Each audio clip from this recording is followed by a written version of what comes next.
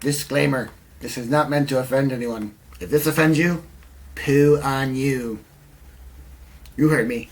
Poo on you. Or me. Anyway, not intended, and I'm sorry. Okay? Okay. Hey guys, I'm going to try to keep this short and sweet. The point of this video is just to basically say my own views of the topic that's been going around the jvlogers recently. A lot of smarter, more likable people have said their opinions, so I figured, now that I'm a few days late, I figured get my shot in. The first thing to say is that if you are the type of person who's ever thought or said one of these, said something like, Japanese people are racist, you're just plain dumb. No, I take that back. You're not dumb. I'm sorry. Let's start from the basics. Judging any group of people based on their race can be said to be racist.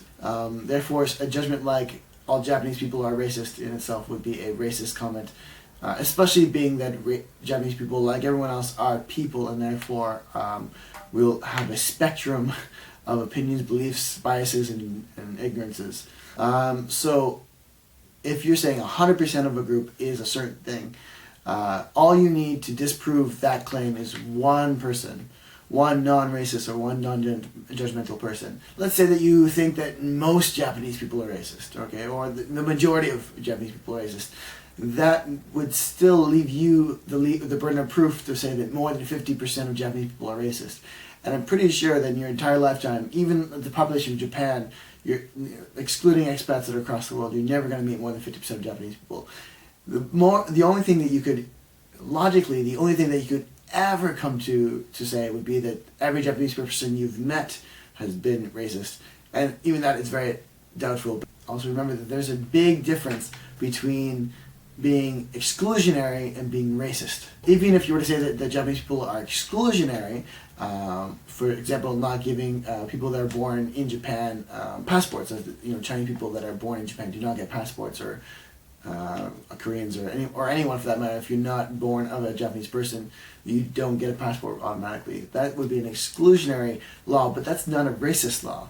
That's a nationalistic law, or exclusionary law, but not racist law. One good point that was brought up by a Japanese vlogger, actually, links in the side somewhere. She was talking about how the differences between white and non-white foreigners that live in Japan, and how it's easier for non-white foreigners to be assimilated into Japanese culture. I think that the only point that she missed was the explanation for why that occurs. It's not because of the color of your skin, but rather the reason for people coming. It's more sociological rather than racial. The fact is that 90% of Caucasian people that come to Japan are people that are coming here to be teachers, English teachers. And if you're an English teacher, that means that you're spending 40 hours a week, or 30 to 40 hours a week, speaking only English. In most of the cases, you're not allowed to use Japanese. Most of the cases. And so the purpose of you here is not to learn Japanese. And so the fact that people don't assume that you're going to learn Japanese is pretty basic, being that you're brought here to only teach English, and B, that you're, and B, statistically being that 99% of people that come to Japan leave after a couple of years, so why would you learn a language if you're not going to be here permanently? Now, being that obviously all Westerners are not Caucasian, this applies across the board. I was just using the white skin example that the jvlogger was using. So the same example applies to all Japanese teachers. Now, speakers coming from non-native English countries that are coming to Japan, they're coming here for different reasons. They're coming here to, 90% of the time, they're coming here to lay foundations, to live here forever. And if you're going to move to a country, obviously it's imperative that you learn the language and learn how to communicate, especially for work, whatever else that you're going to be using every day for work. I remember one time I was talking to this foreigner, and we were talking about how, when a Japanese person says, "Oh, Sugoi, your Japanese is amazing," they're basically just saying, "Oh, you're not an ignorant foreigner." But I've actually really come to rethink that. It's more, some of them actually might think that, but some of them might be just thinking, well, wow, you're not going to be here for the rest of your life, and you're job doesn't use Japanese. So why the heck are you learning Japanese?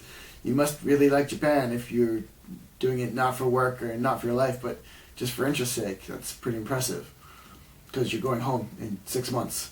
Keep in mind also the other point of the racism charge applies to every other country in the world. That, okay, let's pretend, for example, Dai-chan was saying that, like, even though he speaks perfect Japanese, that he's very, that he's not accepted as as a Japanese person. Well, that every country in the world does the same thing, and it's not a racist thing. If you're a first generation person to that country, for example, even if, let's say, for example, I lived in Japan forever, and for somehow I was able to, transplant my skin to look Japanese, and I felt Japanese, whatever else. But then, say, for example, Japan goes to war with Canada. Where does my loyalty lie? Even if I lived here for 50 years, my family and my relatives and all my connections would be Canadian. And so, first generation people, immigrants to any country, are always going to have a divide in themselves. So that divide in themselves differentiates them from being in the country that they are moving to. The second generation person is going to be more likely to fit in and be Japanese than a first generation. Yeah.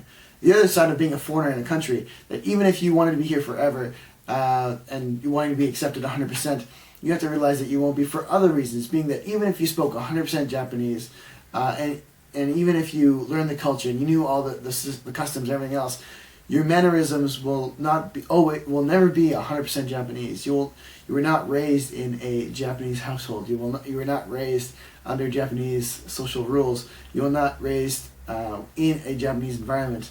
And as such, that even if you moved here when you were 15, you will still have characteristics that you had when you were a child that you gained from living in a different country, which you carry with you, and therefore will make you different, even just a little bit. But even that little difference makes you not 100% Japanese. And this applies for first generation Canadians, first generation Americans, Europeans, anywhere you go. First generation people will always be a little bit not accepted in that. And I think it's a lot easier in countries like Canada, which, multiculturalism, blah, blah, blah. But the same issue still applies. It's just more in the surface or less talked about. Or less extreme because of the higher number of people of different colors and different cultures and so forth in the country. I apologize, I'm actually missing a lot of... I was thinking about this yesterday, I had all these ideas in my head, and I just finished a 12-hour day, and so my brain is not working correctly. And so now, at the end of the day, knowing that you are a first-generation person and therefore will never be completely accepted, that does not imply that therefore you're having racism against you, but just the fact, the basic pragmatic issue that people know that you're different because you were born in a different country, which is common sense.